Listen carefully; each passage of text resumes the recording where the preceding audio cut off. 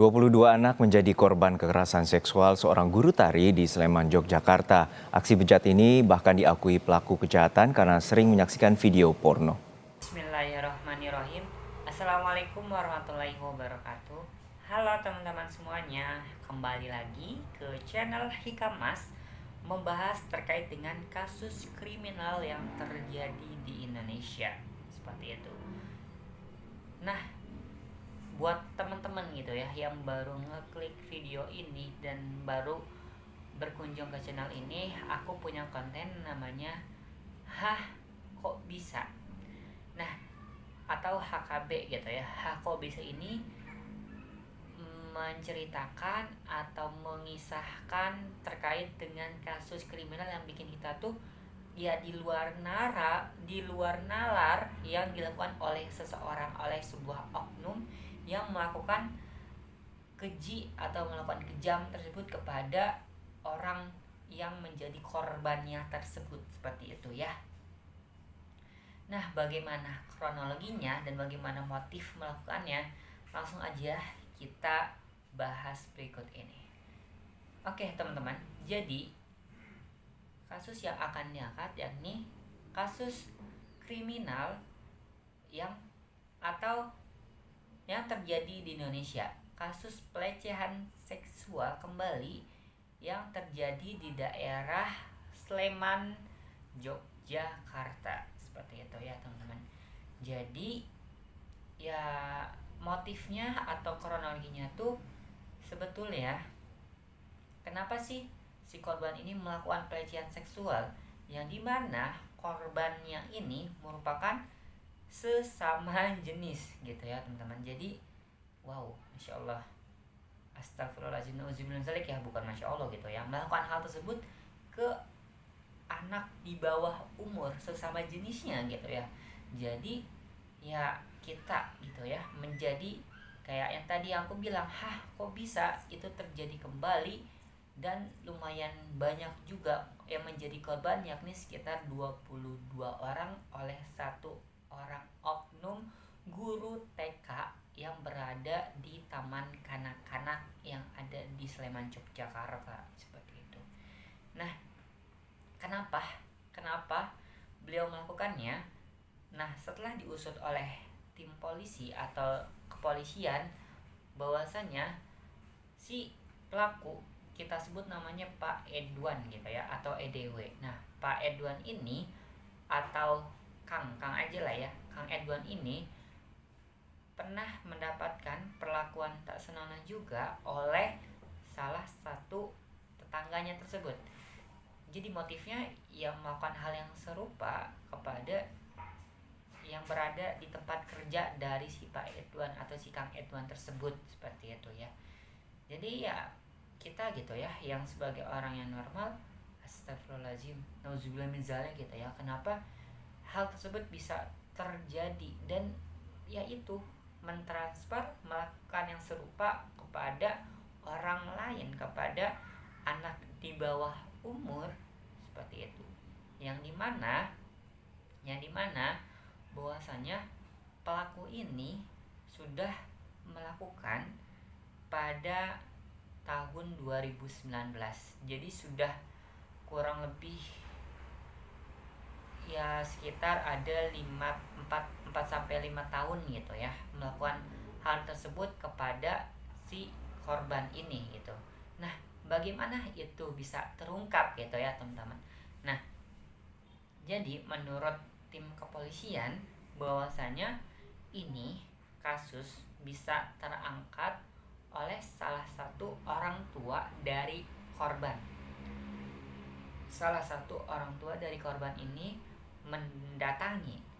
melaporkan kepada tim kepolisian bahwasanya ya anaknya ini ya berubah akan perilakunya, akan kebiasaan yang ada di rumahnya, sering marah-marah lah atau sering ya bersikap aneh gitu ya, bersikap kayak enggak seperti biasanya. Nah, ya lalu setelah itu diusut oleh ya orang tuanya tersebut dan juga tim kepolisian, bahwasannya ya ditemukan gitu ya salah satu video yang dilakukan oleh si Pak Kang Edwan ini atau Pak Edwan ini kepada anak tersebut yang mana posisinya adalah di bawah umur gitu.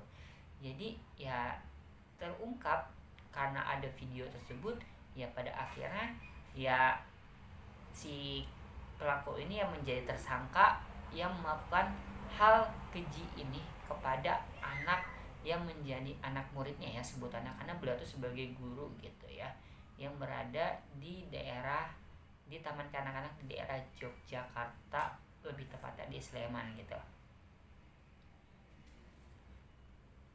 Nah,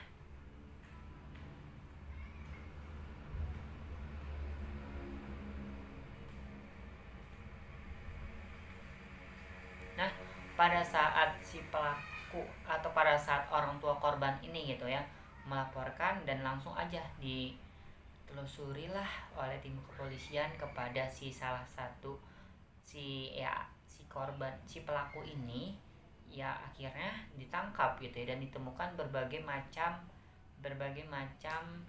ya ini ya sitaan yang dilakukan oleh tim kepolisian gitu, bahwasannya telah beberapa ini ya pakaian ditemukan oleh tim kepolisian, ya berupa ada pakaian seperti ya baju, terus juga ada jaket, ada celana dalam, terus juga ada ya body lotion atau hand body gitu ya, terus juga ada video, foto, dan lain sebagainya. Nah, ketika dilakukan tersebut dan juga ketika diusut gitu ya, ternyata ada sekitar 20 lebih atau 24 video yang telah dilakukan oleh si pelaku kepada korban yang dimana ini di bawah umur, dan ditemukan 10 foto juga.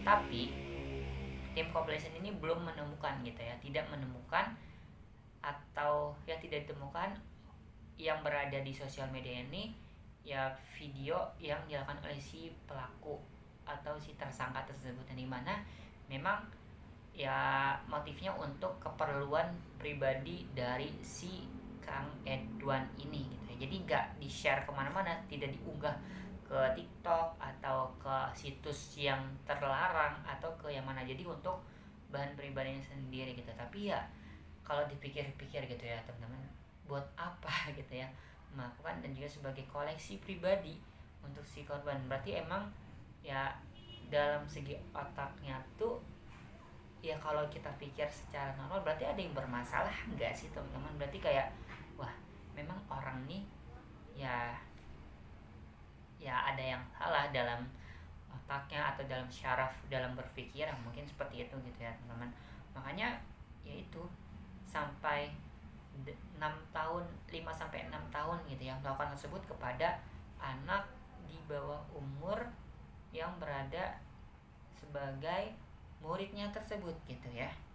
Nah, pelaku ini dijerat dengan pasal 82 ayat 1 Undang-Undang Nomor 23 KUHP, pasal 64 KUHP, hukuman maksimal 15 tahun penjara, seperti itu. Nah, seperti itu, jadi sekitar 15 tahun mendapatkan hukuman penjara ya. Prosesnya masih berlangsung sampai saat ini gitu ya teman-teman. Jadi yuk kita angkat kembali kasus ini supaya lebih ada yang melihat, ada yang perhatian kembali kepada si korban, dan melindungi korban agar mendapatkan perlindungan secara lebih nyata, perlindungan secara lebih ya real oleh Kementerian Sosial atau panti sosial, menjadi perlindungan bagi si anak untuk ya kembali hidup normal seperti sedia kala gitu ya. Maksudnya ya tidak ada lagi mungkin ada trauma, pastilah ya, pasti ada trauma dari si anak tersebut yang diperlakukan oleh si korbannya ini, oleh si pelakunya ini gitu ya. Korban ini mendapatkan trauma yang cukup dalam karena tadi sampai marah-marah melakukan dan juga berubah perilakunya tersebut dari cerita dari orang tua yang melaporkan kepada si pihak polisi gitu ya teman-teman. Jadi ya sedang memulihkan ya. Semoga dari si korban ini ya kembali gitu ya, kembali untuk pulih kembali akan trauma yang dideritanya dari si pelaku, seperti itu ya teman-teman.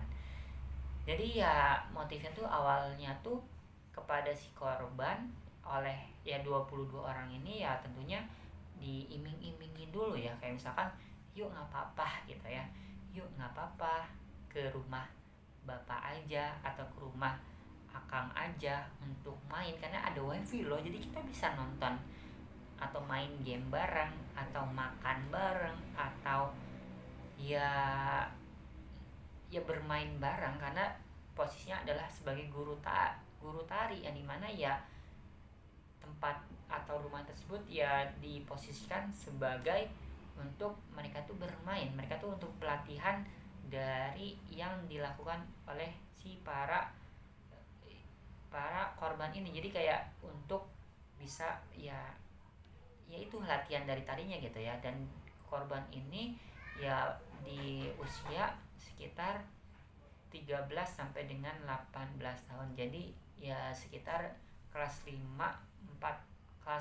SD sampai dengan kelas 1 sampai 2 SMP gitu. Jadi masih di bawah umur banget gitu ya. Jadi wow, Masya Allah, kok ada gitu ya.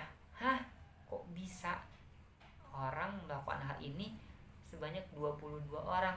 Nah, seperti yang kita udah ceritakan sebelumnya, itu memang ya sama ya, dilakukan pelecehan seksual, tapi ini merupakan yang sangat menurutku ya kok bisa banget gitu ya. Kok bisa banget gitu ya terjadi di salah satu tempat yayasan yang berada di daerah Tangerang gitu, yang berada di daerah Tangerang, yang mana ini adalah panti asuhan, di mana tempat kita untuk belajar agama, di mana kita untuk ya si anak ini mendapatkan tempat yang aman, mendapatkan perlindungan yang aman untuk belajar dan menuntut ilmu dan kegiatan-kegiatan yang cukup positif lainnya untuk dilakukan gitu ya. Tapi ternyata ada sebuah oknum yang mendapatkan hal tersebut. Jadi ya hampir serupa ceritanya, tapi ini merupakan di salah satu sekolah yang harusnya ini si anak mendapatkan ya keterampilan dalam menari, keterampilan dalam mengeksplor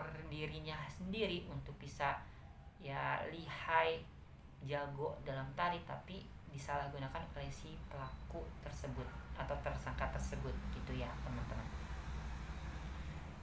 Jadi yuk coba kita lihat lagi di sekolah kita, misalkan ya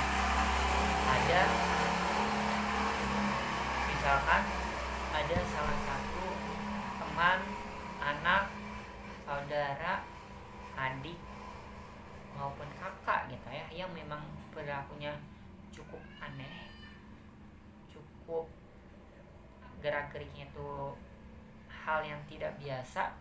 Cobalah kita untuk tanya, cobalah untuk kita ya selidiki lebih lanjut kenapa anak ini bisa seperti ini gitu ya. Seperti yang tadi ibu anak ini lakukan, ya itu langsung diusut tuntas oleh si orang tua tersebut dan juga pihak kepolisian kenapa hal ini bisa terjadi gitu ya. Dan juga buat kita gitu ya di reminder lagi agar tidak melakukan hal-hal yang seperti itu, hal-hal yang menurut kita tuh ya buat apa sih melakukan tersebut. Maksudnya kalau memang hasrat kita untuk melakukan itu tinggi, ya udah carilah seorang ya calon perempuan yang memang untuk menjadi kita tuh pasangan. Nah ya udah, ketika udah menikah ya dengan si perempuan tersebut aja kita melakukan hasratnya gitu. Tapi ini melakukan homoseksual itu, jadi kayak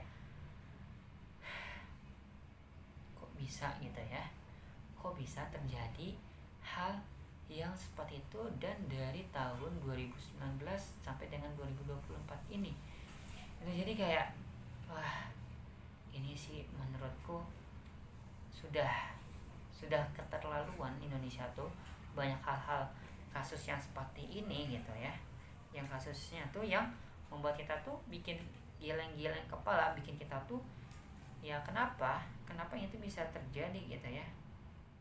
Bahkan mendapatkan informasi juga dari salah satu YouTube atau salah satu berita gitu ya, bahkan kepada salah satu korban yang sudah dicabuli, dipelecehkan seksualnya oleh si Edwan ini sebanyak 10 sampai dengan 15 kali selama seminggu. Ada 2 kali itu melakukannya. Nauzubillahimin zalik, teman-teman.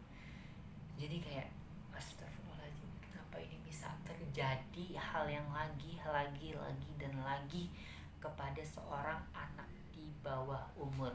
Yuk, coba buat pemerintah yang memang punya kuasa di sana, cobalah untuk perhatikan kembali kasus-kasus seperti ini. Semoga mendapatkan ya ancaman yang benar-benar orang ini tidak melakukan hal yang serupanya lagi kepada anak di bawah umur gitu ya. Dan juga buat kita sebagai orang tua nantinya, aku sebagai orang tua dan kita semua sebagai orang tua, untuk selalu menjaga anak kita untuk ya terus menjaga agar tidak terjadi hal-hal yang seperti itu gitu ya, terjadi pada anak kita gitu. Dan selalu memperhatikan dan mengawasi ya hal-hal gerak-gerik yang mencurigakan dari si anak ini, seperti yang dilakukan oleh si orang tua yang melaporkan kepada pihak kepolisian ini gitu. Dan bagi para korban, semoga cepat sadar bahwa kejadian apa yang dilakukan tersebut adalah hal yang salah, hal yang tidak masuk akal dilakukan oleh orang tersebut, Pak Edwan atau Kang Edwan ya teman-teman.